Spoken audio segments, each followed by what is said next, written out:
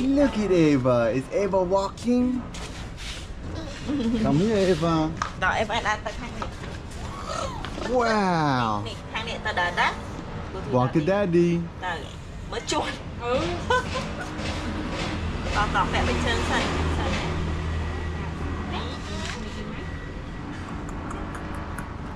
Đó. Walk to daddy, Ava. Come here. Yeah. Oh, you're such a big girl now. You're such a big girl, Ava. Look at you. Yay! It seems like just yesterday, guys, I was filming me and Mike going to the hospital to give birth to Ava. Not me, obviously, Mike, but yeah, lots of changes, guys. And in this video, I wanted to kind of discuss a lot of the changes that have happened since I've been here in Cambodia as a country and as a person, because this might actually be my last vlog here in Cambodia.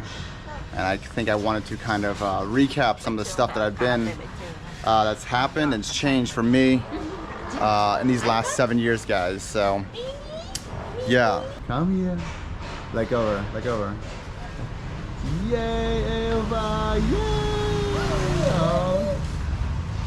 You're so beautiful, Ava. Careful, don't let her touch that. Con. Cho nó mình tỏ tao nó mình.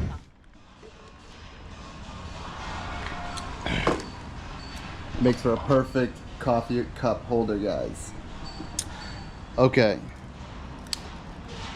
So yeah, let's talk about it. And I think this will be the last talk we have about it.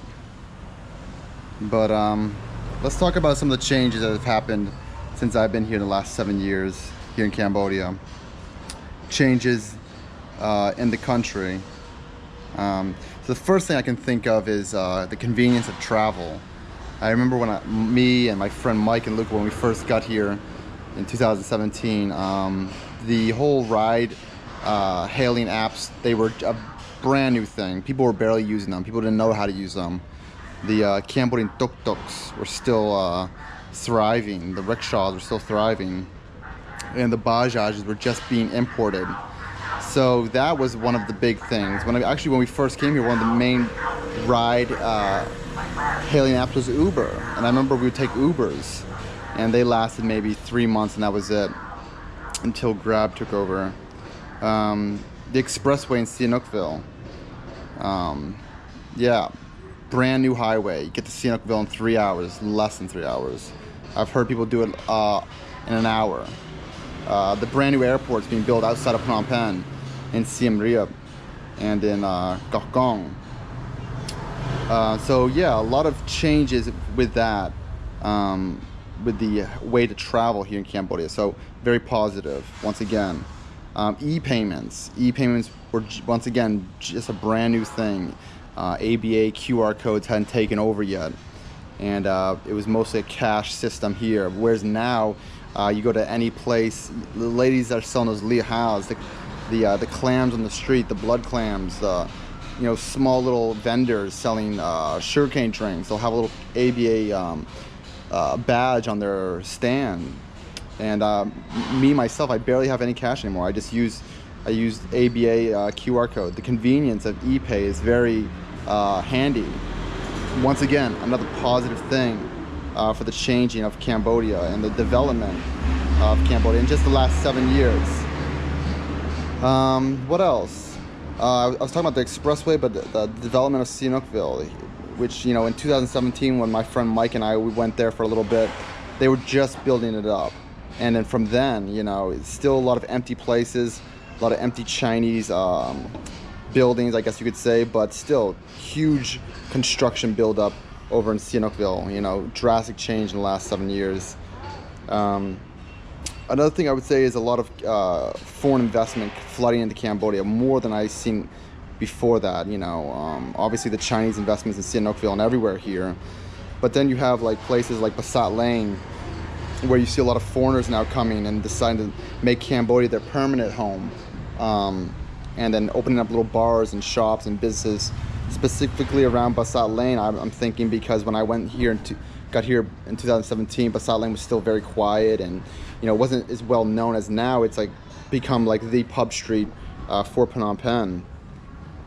And then maybe one of the biggest pieces of news that's come out of Cambodia in the last 40 years is that we've now elected a new prime minister here in Cambodia, Net, who has become the new face of leadership here in Cambodia, who I was lucky enough, I guess, to meet, and who also might be a Cambo Vlogs fan, it comes to find out. I don't know. I'm not putting words in anyone's mouth, but very nice guy, and who knows? Yeah, it seems like maybe a nice change for Cambodia. So those are a bunch of big things that have happened here in Cambodia since I've been here in the last 7 years. Yeah, I'd say 7 years. Now for myself, also, you know, I privatized most of my earlier videos because they were cringe and I just hate watching them. But you know, some of the big things that have happened to me that changes that I've gone through since being back here in Cambodia is I got married. You know, that was big change for me. Bought and owned a condo. Became a father to a beautiful little girl you just saw, who's now starting to walk. And you know, that's, even to me, that's crazy, because I was saying, it feels like just yesterday I was going to the hospital to welcome Ava into this world. Yeah, reaching 100,000 subscribers on this YouTube channel. And you know, when I first started the channel, it's funny, when I was flying to Cambodia in 2017, I think I had like 500 subscribers, and it was really because of you guys that helped build this channel to what it is today. And I guess another change that I've seen myself go through is this bond that I've forged with you and the Cambodian people and the country that, you know, I never would have been able to have done before. And yeah, I owe a great deal to Cambodia and to the people. And you know, when growing up here in Cambodia, when I grew up here in Cambodia, I felt like I already had a strong, deep-rooted connection with the country. Of course, I could speak the language, but I don't think so. I think that these last 6-7 years being here, I've grown and learned a lot more than I've ever learned in the other 23 years of my life here in Cambodia. And yeah, the vendors.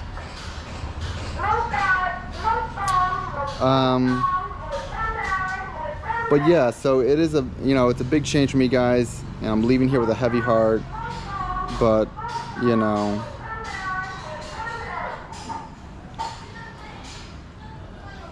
yeah, so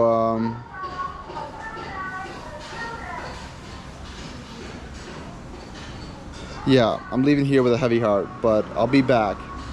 In the meantime, whether I'm in Vietnam or in the US, just know that, you know,យើងអាចយក Cambo Vlogs ចេញពីប្រទេសខ្មែរតែយើងមិនអាចយកខ្មែរប្រទេសខ្មែរចេញពីចិត្ត Cambo Vlogs. And yeah.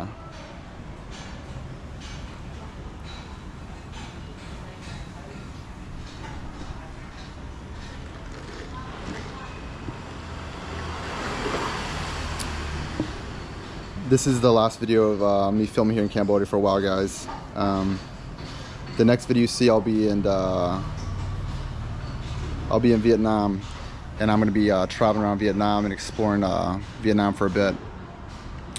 And then I'm going to take my positive, I guess, outlook that I've just shared with you about Cambodia and try to find the same positive outlooks, whether I'm in Vietnam or in the US or somewhere else.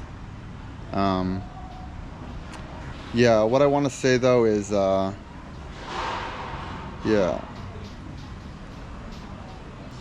But yeah, guys, Vietnam will be interesting because I think that it's not going to be some white dude, foreigner, American going and visiting Vietnam and getting a fresh look on Vietnam and a fresh experience on Vietnam. Think of it as more of a Khmer person, a neighbor of Vietnam, going to Vietnam and kind of experiencing it that way. And yeah. If you guys ever want to chat with me, feel free to message me on Instagram, my Cambo Vlogs Instagram. And if you ever want to support the channel, I have the Ko-fi link in the description below. And there's it opens up a private chat, and you can chat with me there as well. But yeah, this is it, guys. I love you all, and I love Cambodia. Till next one, see you guys in Vietnam. Bye bye.